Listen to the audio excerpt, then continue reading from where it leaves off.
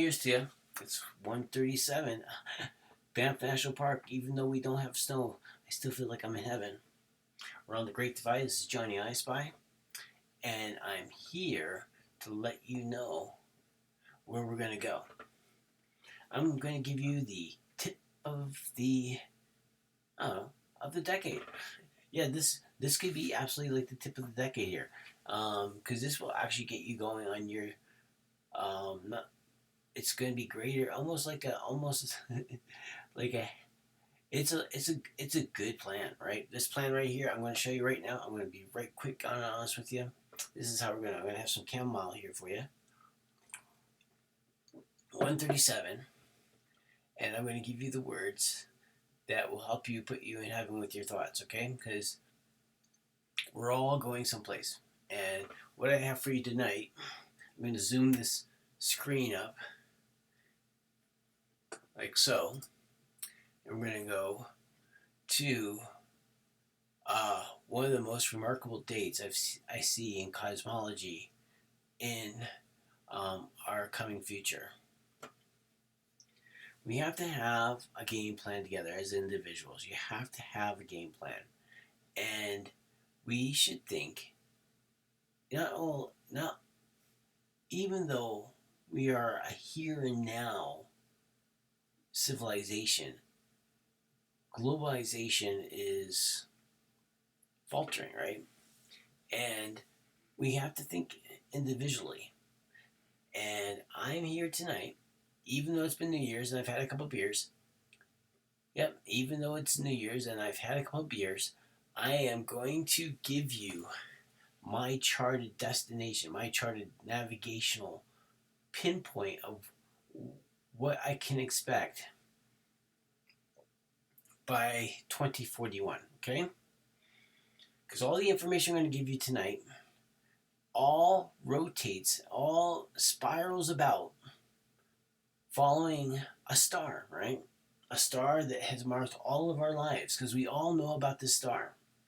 And what is this star?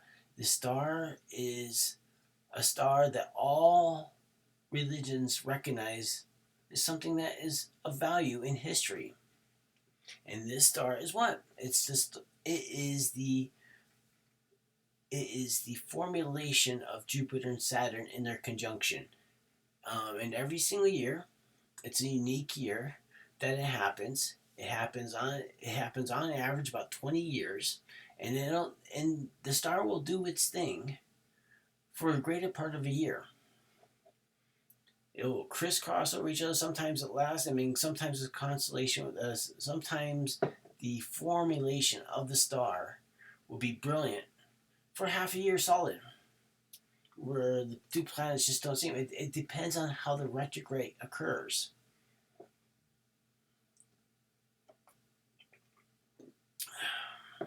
Following the star is very much just like following lily pads, getting across the pond and being able to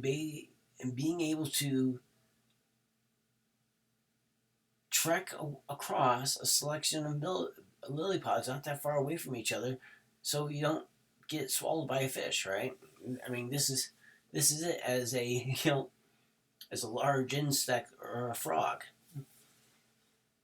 Here we go. This is this thing that I have to show. It's my New Year's gift to you. I have this information, and the way I have been able to look at the star, no matter what year I'm looking at it, and I'm just going to give you a few days tonight, okay? But we're going to start off with this Grand Cross, okay?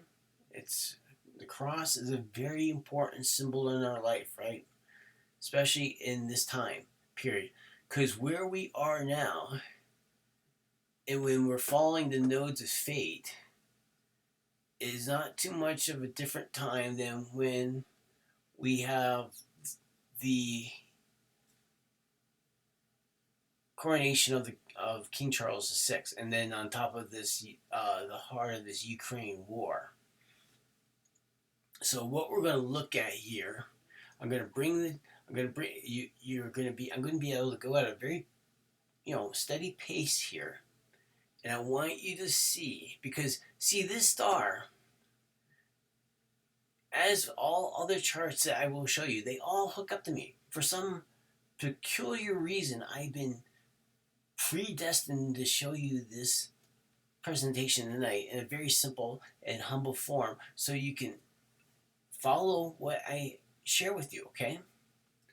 Because what we have right now is we have the North Node on this first chart that we're looking at, November 1st, 2041, 6:11 a.m. This chart right here will pretty much connect where Jupiter is right now, moving through Taurus, and to meet up with Uranus. Okay, these are the charts. There's no other charts. Okay, I've been very. I'm a profession. I'm a precisionist at this, and to identify tags. I've tagged all the time. Right, everything that I could possibly find since the so-called birth of Christ, I've tagged with this work that I'm sharing with you tonight, so you could tag it too. Because we're all individuals. We're all on our trek, and this is all going to speak to you no matter what level of astrology that you are at right now. I mean, after we get done with this, no matter what level of astrology you are at, if you're just a beginner starting the day, I'm going to show you how to do this, okay? Because my chart tags to every chart that I'm going to show you tonight, okay? While I drink a chamomile after having, a couple beers for New Year's, right? This is my scheduled podcast. It's the only time I get to do this. So here we go. November 1st, Scorpio. This year is very important. This year is very important for one reason, and that's because, as you see in the chart on the horizon, and as you see, the square lasts for pretty much for a day, right? Because what will happen is the moon will move into Aquarius, and then at 4 degrees, it will start tagging, right? These three right up here, and it will be in square to Neptune and Taurus, where Jupiter is now and the node is there as well. And look where Pluto is. Pluto's at 26 degrees. Again, the date of my birth comes up again in this chart once again. Especially when you look at Mercury. Mercury's beginning to think about becoming like a 26 degree mark Libra, okay? So here we are. Because it's a crazy little chart we're looking at here. And especially know that both the Sun and Jupiter in Scorpio are absolutely squared my natal Jupiter, right? And look where Mars is. There with Mars is there with Uranus, and here is Chiron on my Sun. Believe me, I'm doing everything I can. I am absolutely cleaning the slate so well because I want to be in good health for this day because it's not too far away, right? This day is not that far away, folks. And I want you to think about this day, okay? Because I know that I'm the first to show you this far away, because this far into the future, because we have to think this far into the future, right? This is the star, okay? This is the year before October 40th, October 31st, good old Halloween. This is the 2040 star. This is the exact time, Washington, D.C., and the star will be at 17 degrees, 55 minutes, okay? Libra, 17 degrees, 55 minutes, Libra. And there's Mercury, 21 degrees, Libra, okay? But this star right here would be actually opposed my natal Saturn, right? It's only like 4 degrees out. But most importantly, Neptune is going to be a retrograde, and Neptune, and being retrograde, is actually for this star will be squared my Sun, right? I see it all, right? This is how it works. And then to know that the Sun will be in Scorpio that day, and that Sun will be actually squared my Venus. That Sun will be sextile my Venus, and then square my Sun and square my Jupiter, right? And look at and Mars that day will be actually perfectly conjunct my Neptune that day, So we move forward. I mean, as we see that Venus is actually will be squared by Neptune or by Pluto as well. So you have to look at these days and you have to put these numbers together and see what these planets are doing in your chart for this day, for this star, because this is where we're going to.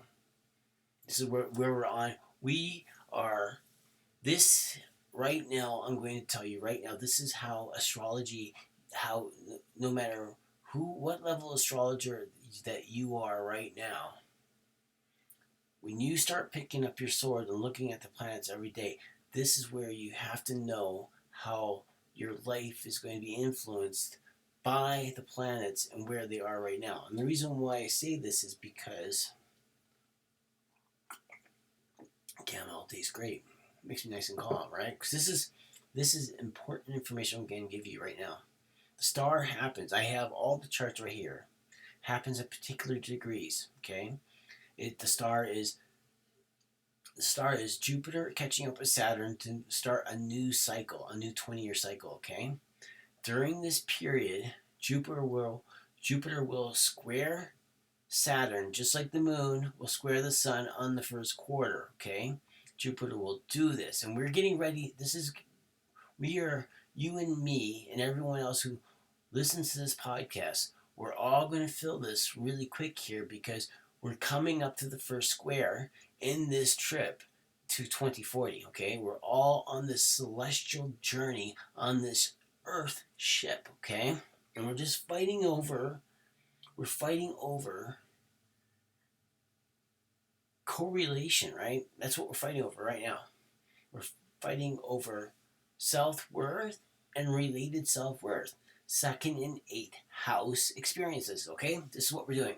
While we are traveling, being Jupiter, we are traveling through 20 years, right?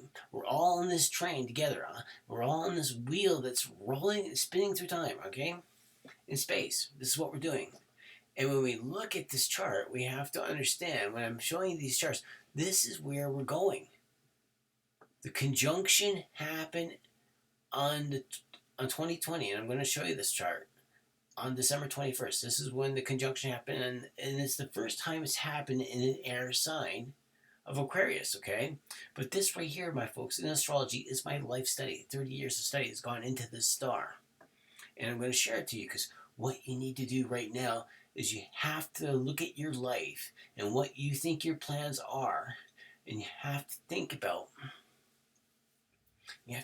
the fact that the star works in squares, trines, sextiles, and what have you. And right now, Jupiter and Venus, or Jupiter and Saturn is in the first sextile of the turn of the star, right? Then it moves into the square, then it moves into the trine, then it moves back in, then it moves into a square again, and then then it moves in back in, and then it moves actually into an opposition, then a square again, right? As you know how it works with the full moon. I don't have to go too deep on this. We all know how the full moon works on the full moon cycle. So now let's go back in time. I hope I didn't hurt your eyes. We've just tripped all the way back in time to my chart for the star, for the best pick that I have for Jesus of Nazareth, okay? The three wise men were magi. They're clearly magi, as anyone who's an astrologer watching this video will agree upon, okay? The story talks about a brilliant star. I've looked at all kinds of charts, and the reason why I have this particular chart is because on this day, if they were three wise men and they were traveling, they've gotten up before dawn to make the best of the day because it's hot, right? You want to get to a particular location, or you're traveling through the night. But you think, right, when the end, or if you are traveling in the night because you're traveling in the desert, but you're tracing the star, you'd be able to trace the star because you know where the star is every single sunrise. And this is where I picked this date because, excuse me, my fault. Let me just have a drink here. I picked this day because at sunrise, Mercury and Jupiter would be with Mercury, Jupiter. Oh, but these three period would be actually in a brilliant angle to each other. It would definitely look like the most brilliant star you could see. And personally, when I am lucky enough when I go outside on my driveway, I'm able to see Uranus on a clear night. I could absolutely see him make him out with my naked eye when I know where to look. I know what Uranus looks like compared to a star. So to think of the four of these together would absolutely be brilliance, you know? So this is a chart that I have for Christ. I have the crucifixion chart. I don't think I keep it in this collection just because I need to keep this as short as possible and to the point so to help you with your journey with the star and to show you the concrete evidence I have with the star, okay? This, because every chart, every chart is just, every chart is not just, some glyphs and some pretty angles. As you know, as an astrologer, every placement on the chart has a paragraph about it. There's many books about all the different angles of the charts, right? So when you look at this particular chart, and the reason why it doesn't compel me as much as this one is just because of the argument, the opposition of planets between each other, and knowing how the third house is fed by the ninth house, and knowing how Jupiter has worked in my life with a third house sun, right? I went to school for I'm a valedictorian for communications. That's what I am. I was I was voted both by my peers and my professors to be the most likely to succeed. And for what reason? Because I have a sun square Mars, and the sun is in Mercury, and Mars squared my sun in the sixth house. He's in Scorpio, but he's also in Virgo in the sixth house, in this Virgo sixth house of daily work, right? And but these people will work until this is what they're born to do. So, as you can see here on this chart of the star right here, because this is the exact point of the star. And what makes this star actually beautiful, once again, is that it's directly opposed. You look at 15 degrees. it's perfectly opposed. My Pluto. And look where Pluto is. Look where Pluto is on this chart. Pluto is absolutely as I said, my Venus is 10 degrees, so it wants to be 11 degrees. It's on its way to be 11 degrees. Pluto's right there at 12. My natal Pluto's right here. I have a natal Pluto at 18 degrees, and then I have Uranus right here as well. So when you look at this, and then look at the moon here. We have this 26 degree mark happening. This 26 keeps on coming up, and I'm at 26, right? So we're going to move on, and we're going to look at the next set of charts. This zooms us forward. There's hundreds of charts that I have for you that is connected to the star in many different ways. But we have to give you these, lily pads, right? This is the chart of the U.S. And when we look, because we have to think about them, right? They have an Aquarius. They have an Aquarius move at 27 degrees. But their Pluto, the U.S.'s Pluto, is 27 degrees Capricorn, right? And where our Pluto is right now, Pluto has been sitting here for the last 2 years, right? Since Biden's been in office, Pluto's been like hanging out here. Pluto's been doing this thing, right? What is he doing in the partnership sign of the U.S.? Because the U.S. has a sun that is conjunct my Mercury perfectly, right? My Mercury is 13 degrees. It's craziness. And then I said the U.S.'s Mars is actually square my natal Uranus. So I want you to look at these charts and to think about where Jupiter is in these placements of these charts and to know where, because Jupiter's in at this placement that he is right here for this chart. He's on his way. He's on his way because this is he's how many years? He's in Cancer now. He's like 3 years away, so he's wrapping up 20 years worth of work, right? He's in the last leg of a race to catch Saturn, and he'll probably catch Saturn right over here somewhere. It's like, so he's got 3 or 4 or 5 years worth of work because Saturn will move, right? Bang, bang, bang. Saturn might catch him in Sagittarius, but we have a chart for that. I guarantee you. I have all the charts of them meeting up. It's the only reason why I'm here, because I'm ready to start sharing it with you. I have the information organized in my head, so it's easy street. So as we move forward again from 1776, now when we think about these different times, we have to think about the experiences that are coming to us in our environment through all the houses working at the exact same time simultaneously, right? There's a Jupiter connection to every single house, so there's abundance in every single house if we know how to pursue it, right?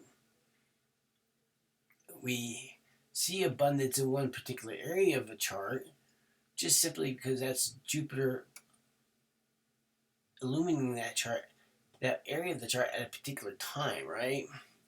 And to know this is to actually look at my first chart, my first very important chart to look at, that we have concrete evidence to start pinning stuff to for the U.S.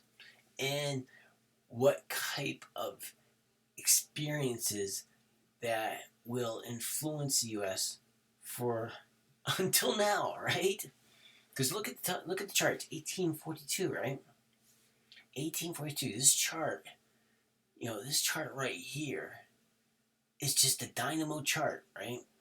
All the next charts that I'm bringing to you will all connect to and will bring your IQ level up to understanding how important these cycles are and what Jupiter and Saturn are actually doing. Because, as I said before, as we go back to Independence Day of the U.S.,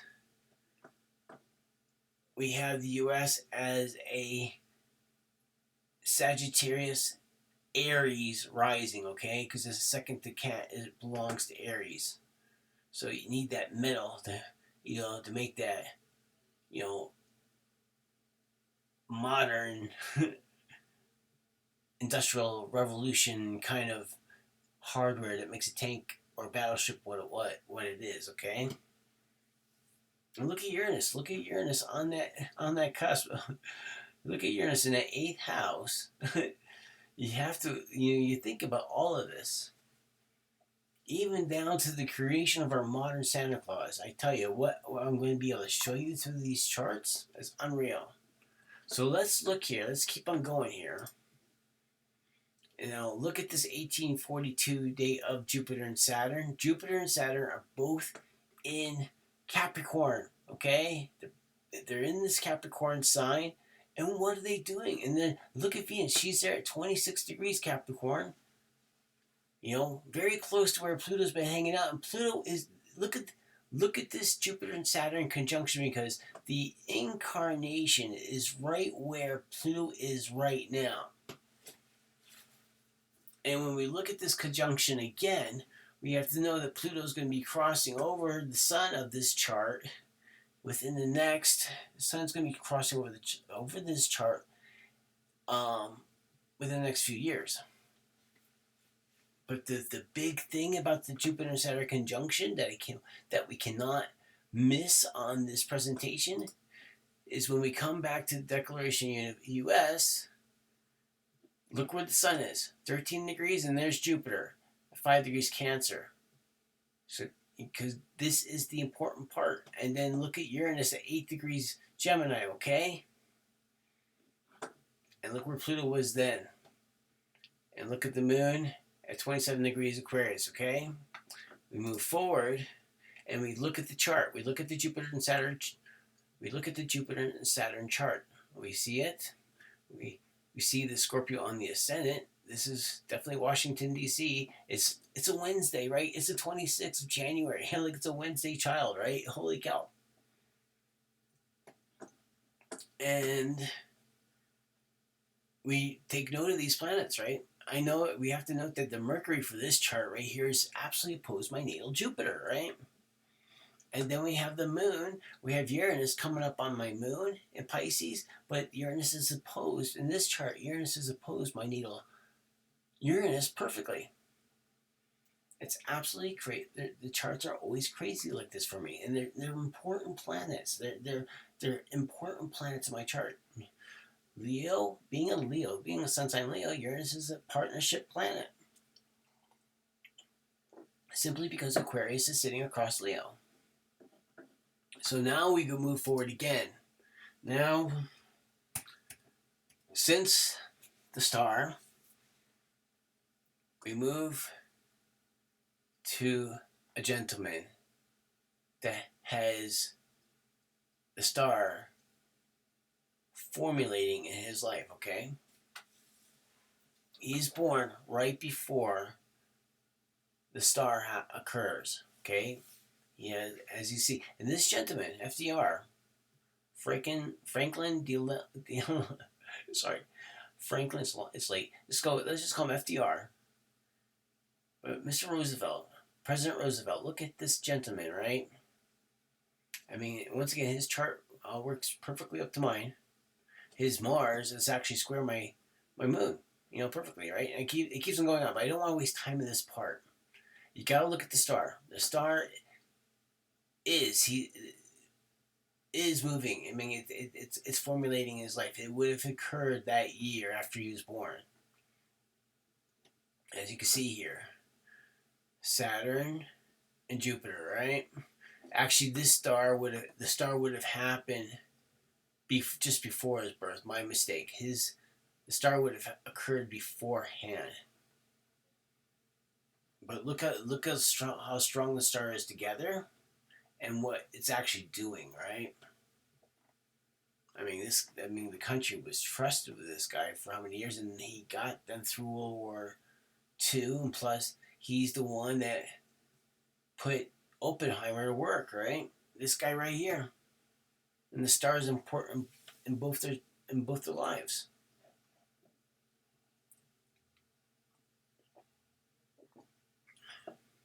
So let's go to the next lily pad. We see this, right? So we're at this part of history. We know this is very important for us because individuals constantly influence other individuals about what they do, right? And what kind of examples they lead that are positive for all of us to grow with, okay? That's when we come to this chart right here.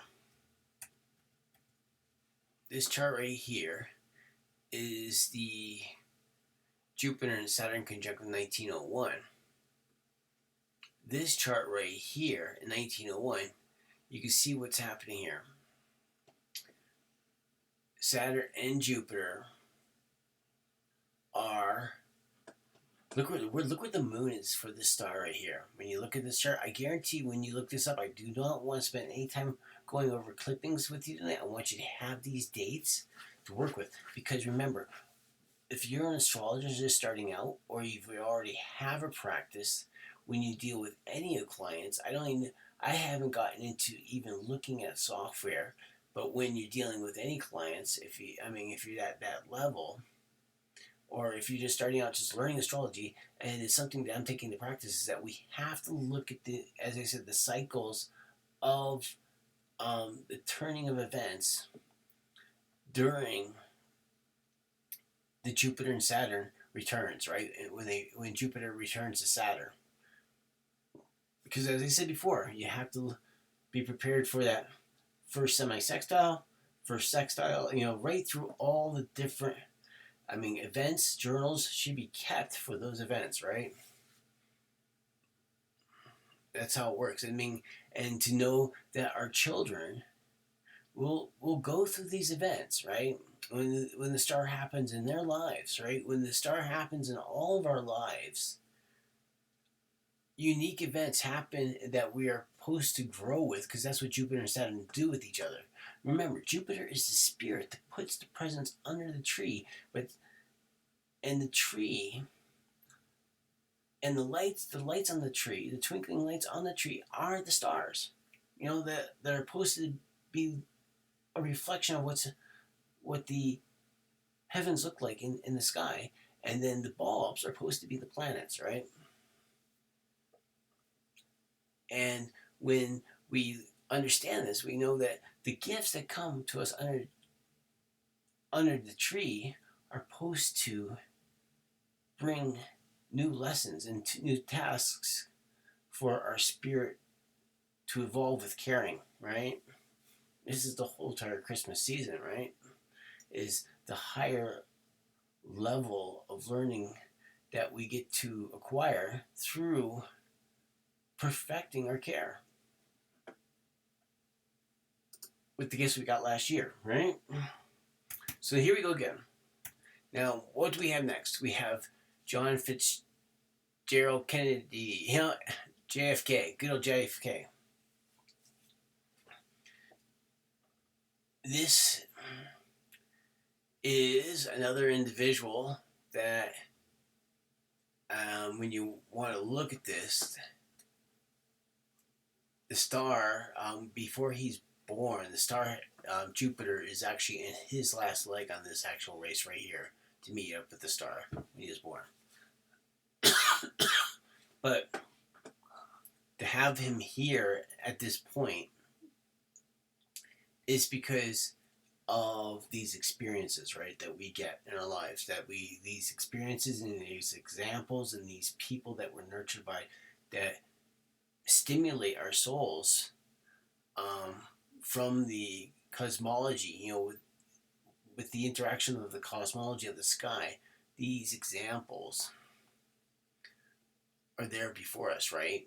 And that's why these people and their strength in their charts. I mean, because you look at the chart, it's very focused, right? It's a very focused chart. There's a reason why. You look at this 10th house. He's got Saturn at home in the Cancer house. U.S. There's the U.S. It's 20. There's that 26 again. There's Neptune. His Neptune is absolutely on my sun. Remember, I'm my sun at 2 degrees 33 minutes. Leo, right? 34 minutes. Sorry, my fault. 1 minute off.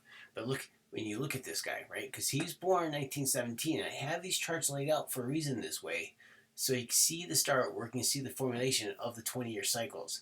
Because what we're learning about here, and it goes through all through history. It's what I tie to the star is the 20-year king. Okay? So we move forward to prove this point. We get to the next star. Okay? The next star is at 9 degrees Taurus. The star is actually occurring only 4 degrees from where Jupiter is going to be in just a couple of days here. And look at the star of 1941. Uranus is at 22 degrees for this star in 1941, right? February 14th, 1941. This is where the star is. Washington, D.C., and Uranus, the Uranus return that we're coming to right now is going, that we're talking about, this conjunction with Jupiter and Uranus is happening on, like, it's less than a minute out, or not a minute, but it's less than a degree out with this right here, with this Uranus placement in Taurus.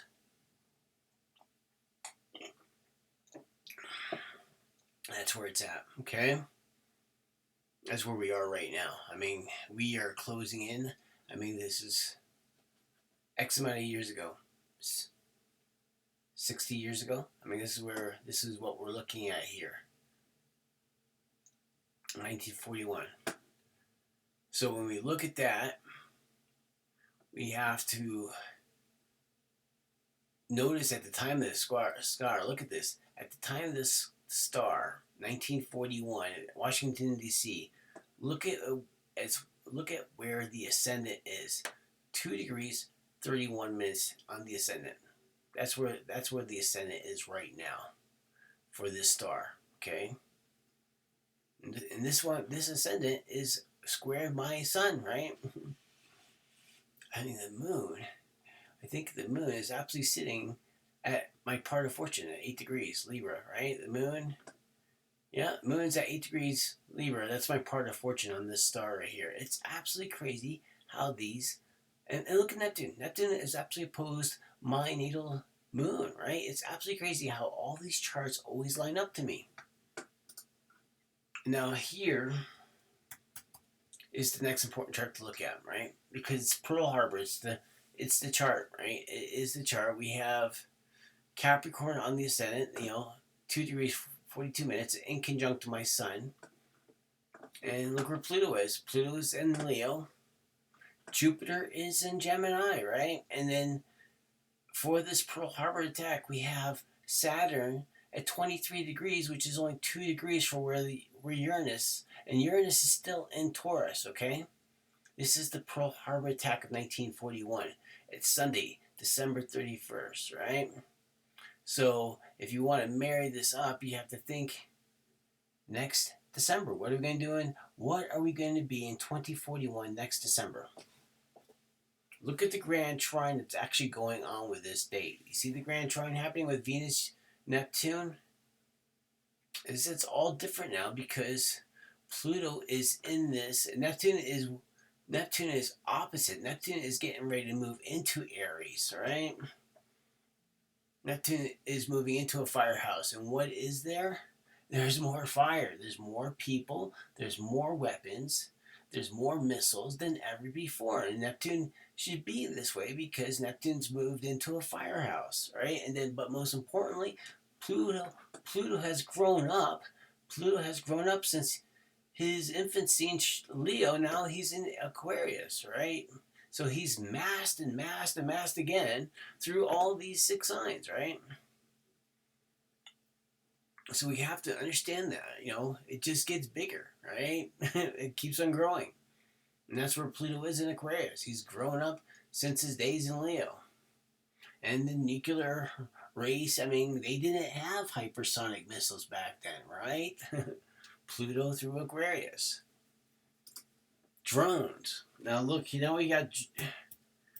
we have young Joe Biden. Yep, young Joe Biden. Here we go. We've gone from the Pearl Harbor attack 1942, and the next year, who shows up on the spot? He's got a 3 degrees Sagittarius, which is when you go from the Pearl Harbor attack, it's gone from 2 degrees Capricorn, right? So you just gone back a little bit here. And then Joe Biden, he grows up with a pretty good, grows up with a pretty good education of knowing about World War II, right? Because he's born in World War II, right? I mean, when it's over, he's going to be 3. He's going to, he's going to have some kind of inkling and memories from his childhood of World War, right? I mean, that kind of propaganda will be still kicking around by at least, I mean, it's still kicking around today, right? That's why we're having this conversation. So we move forward even further. We are at the next gentleman. Vladimir Putin, 1952, right? There's Joe at 42, his senior, 52, right? 10 years off. And here's that 3 degree mark. Holy cow, would you look at that? We have gone back again another 3 degrees to Ascendant Scorpio. Here's Joe at 3 degrees Sagittarius. And then here's the Pearl Harbor attack at 2 degrees Capricorn. Isn't it wild how the charts just seem to fit together this way when we move back and forth? When we look at these guys this way. And we have to look, once again, at the star and what's it doing in their life. Exactly, as they come in, at what point is the star, right? And with that, and with Putin, Jupiter is getting ready to move. I mean, he's got half his race still left. He's just finished off. He's just finishing He's got a week. He has a week. Well, is it like in conjunct, right? As you can see, it's like it's, as I said before, we give so little credit for the inconjuncts, but they keep on showing up. It's that sixth house thing, right? You know, you're not in that seventh house. Yeah, you're not at the opposition. You're in that sixth house thing. So it's, it's what that person's doing. He's got a lot of sixth house. And then here we go with the JFK assassination. Now, the JFK assassination is very important. And the reason why I have this chart, because you see where Jupiter is, right? Jupiter is in the same kind of placement right now. He's going away because there was a Jupiter and Saturn conjunction, right? So he's moving in for that square with Saturn, for that first square with Saturn in this trip. Okay, that's why I have it. I don't have the actual star in this one, just because there's so many charts to begin with. But I'm just showing you about where the assassination is, and then to where am I at? It's JFK. Yeah, I'm here. Now we'll move over to here, because then the next day, Johnson becomes a 36th president, and 36 belongs. 36 is 9, which belongs to Jupiter. Okay, so there we are. Jupiter is at 9 degrees. This is the time he's sworn in. This is the exact same time he's sworn in. And then we have the assassination the day before. And when you look at JFK's chart, and then you look at Lyndon B. Johnson, when you look at LBJ's chart, Lyndon B. Johnson, when you look at this guy, and when you look at these charts, you really delve where you're supposed to delve into astrology, right? Because you're seeing and looking at what LBJ did with the office after JFK passed on, right? Because the torch is absolutely being passed, right? Okay, so here we go again. Here we go. Johnson, 36th president, 239. Now we're going to go the next date, right? Who's born next? Who's being born? 1971. Big guy comes up, Mr. Tony Stark, Elon Musk, and look where he is. He has a Mars and Aquarius, right? And he has his incarnation there as well. So there's no, I think the only other reason why Elon would want to go to Mars is to deal with less water, because dealing with water during the winter dealing with water periods is weird, right? And it's amazing that he's being a Cancer as he is, right? Because here he is as a Cancer. You gotta wonder where the star is, right? And look where it is. Jupiter is getting it. Jupiter is moving into an opposition with Saturn, so the star is halfway on its course, right? When you see there's the opposition. When you look at people like Elon, you have to look at these stressful points and look where the solid squares are, because the harmonious flows let things happen, but the squares are where the friction can be found to get some work done, right? And Elon's supposedly not having a home in one particular spot because why? Because his mind, with the sun being close to, with the Mercury not being too far from the sun, his mind is his home, right? For sure, right? Because it'd be Cancer. So you have first the Cancer, then you have Cancer Scorpio, right? There you go. So moving on, next chart. Just charts that happen after or before, but big events, because the charts are like a new moon, right? So when that crescent moon and that quarter is happening, that's when things are really riling up as it is, because that's why the World War or the proxy wars that are happening right now is because Jupiter is moving to that first square from Saturn, because you have to think about that, right? You have to think about the moon. You have to think about the moon being like Jupiter, because the moon's a fast mover, right? The moon, let me get a drink here. Just getting dried out. The moon is like a smaller Jupiter, right? Because the sun doesn't move as fast. He's a significant player, and he rules the day, but he doesn't move as fast. And that moon is that mortal player. That moon is that body that's moving, right? You got to have that water flowing, and you got those joints moving, right? That's how it is. And then you got Jupiter, right? What's Jupiter going? What's Jupiter doing? I mean, Jupiter does the exact same thing, but over a longer period of time, right? That's why it takes him 12 years to move through the entire zodiac. But the the the distance is mesmerizing, right? To see what he actually covers in the pace that he has, because he's unlike the moon. He spins on his axis in 10 minutes, right? Or in 10 hours. Sorry, my fault. 10 Earth hours. But there you are, right? And here's the traffic, because it's Jupiter that's crashing into Saturn, right?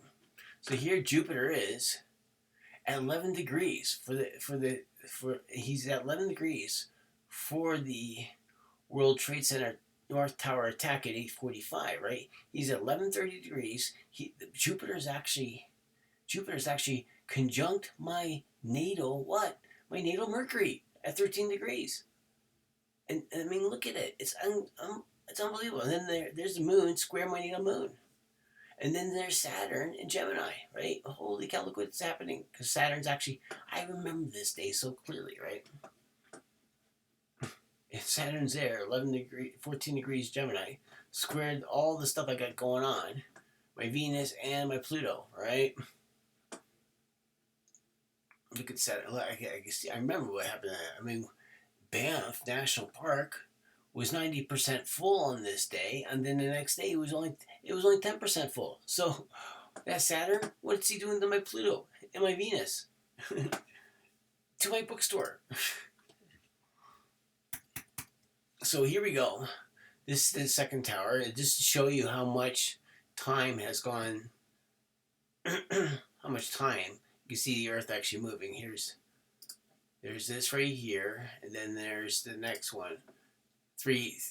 Over the course. It's just the Earth just moves 3 degrees for the South Tower, right?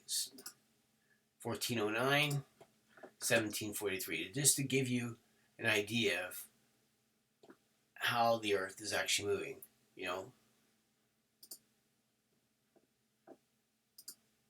See, Jupiter, the ascendant, is getting ready to conjunct Mercury at 14 degrees, right?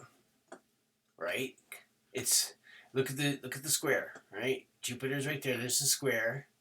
There's the ascendant, and there's the South Tower, right? North, south, just like that. Becomes, first house personality. Mercury in an Aries house. Libra is ruled both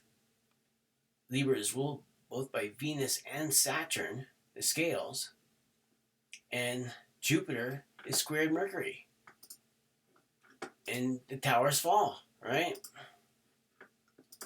It's super simple, right? And all the podcasts are only going to be easier and easier to understand this way. The chamomile tea is really good for the podcast, eh? Not as weird as when I'm drinking. I had the beers before. Okay, so here we go. Happy New Year to you. So here we are. This brings us up to now. We're almost done with this podcast. This brings us up to now the 2020 Jupiter and Saturn conjunction, okay? And this podcast will link to the last one, all due to the placement. I believe it was Oppenheimer's Chiron on the 0 degrees of Aquarius, right? So here we are. Jupiter and Saturn conjunction. First degree. Look at the 0 degrees for Capricorn. And the conjunction is happening. Once again, it's this weird angle between them, right? I mean, it's like see the semi-sextile? The semi-sextile still wants to say, hey, you need to look at me still. Because here you have the sun, first day of winter. And then you have Jupiter and Saturn halfway into their first degree of Aquarius, right? And that's our conjunction. This is the starting point. And as you remember, while Jupiter and Saturn were both in Capricorn, through 2019 and during 2020, at the end, I should say 420, because this is the tail end of 2020. This is the last month of 2020, and as you remember, for this Capricorn period, we have this Pluto guy, right? Good old Hades. And what is Hades doing to us during this Capricorn time? This time of the sickles. And look where Mercury is too, in the Capricorn time, because this is what we're talking about. And this whole entire year has been the COVID year, right? The first COVID year. And then Jupiter and Saturn are moving into the second house of the COVID cycle, right? This is the second house, the financial house. Because you need people to have a COVID, right? And Jupiter and Aquarius rules the people. And then here, look where Neptune is, and look where the moon is. The moon on this chart is absolutely positively conjunct my natal moon. I've just gone through a lunar return. I'm going through a lunar return right there, like a new lunar cycle for this. Yeah, it's crazy. So we move on. We only have like 2 more charts left here. Here's King Charles. This is 1948, to go back in time a little bit to see him. I put this all to group together to look at his chart, right? See how he is at Taurus at 4 degrees 58 minutes? It's actually his incarnation is right across my Mars, right? My Mars is waxing his incarnation, right? Because I have a Mars in Scorpio, right? So here's his incarnation, and here's his moon, which would be square my sun, and opposite my Mars, right? Look at that. It's crazy, right? And his Mercury is real close to my Mars. And his sun is conjunct my Neptune, right? It's craziness, right? And his Chiron is across my ascendant. But look at this. I mean, it's absolutely crazy how this all lines up to what we're looking at today. And to see where the charts are actually working for them. Because you see you see where Aquarius is in his life, and you can see where the star was, right? And this is what I'm trying to show you here. And then same for the princess, right here. And she died on an eclipse, and that eclipse was so close to her Pluto, right? And it's actually conjunct my Venus. But that's where the eclipse was. And on the same day that she died on the eclipse, also Mother Teresa died, right? But when you look at it, look where she had a Jupiter and Saturn conjunction going on in her life too. But you see, it's so crazy because you have Saturn in the Earth, and then Jupiter in the air, right? And they're both in retrograde. So they happen, and then Jupiter's going to, after her birth, Jupiter would conjunct with it. Her first year would have been very interesting to read about and know about. And there's the coronation right here. So the coronation is so. And the very important part of the coronation is the node, right? Because this is the node. This is the coronation, May 6th. Look where the node is, 4 degrees, okay? Very important to look at this. When we're looking at King Charles, like this is his birthday, right? Look where the node is, okay? Look where the moon is. And then for the coronation, the node is something like almost a degree out. It's not quite a degree. It's so close, it's crazy. 55 minutes out. Isn't astrology phenomenal? I mean, and you see, Jupiter is moving into his first sextile with Taurus, right? So it's not as hard as a semisextile, right? And well, semisextiles are pretty soft anyway, right? So you can see it's that crescent moon kind of thing. And then King James I.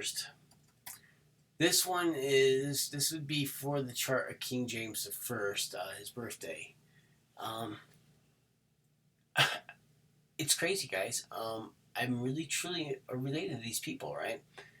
Simply because, I mean, when you look at this one's going to blow your head off. King James is born at 2 degrees 53 minutes, Leo, and I'm born at 2 degrees 33 minutes, Leo.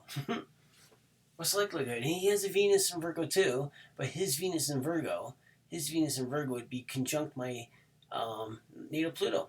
It's crazy, right? And yeah, it's uncanny how these charts actually. His Jupiter would be very close to my Saturn. I mean, it's absolutely crazy. And his Saturn would be perfectly opposed by Uranus, right? I mean, it goes on. His Neptune would be opposed by Venus. I mean, it goes on and on and on. And his Moon would be opposed by Jupiter. It doesn't stop this way. And his Pluto would be opposed by Mercury. Absolutely crazy. His Mars would be trine my Mars. Very good. There's the lineup.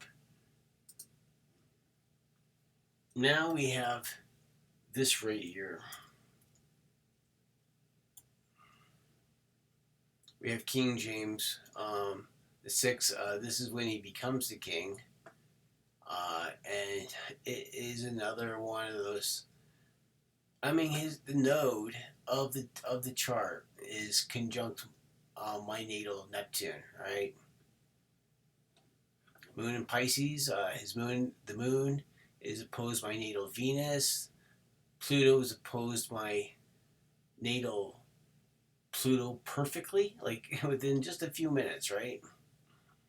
And the sun is like there's that 26 again, and the sun is nearly perfectly squared. I mean, it's down to the minute, right?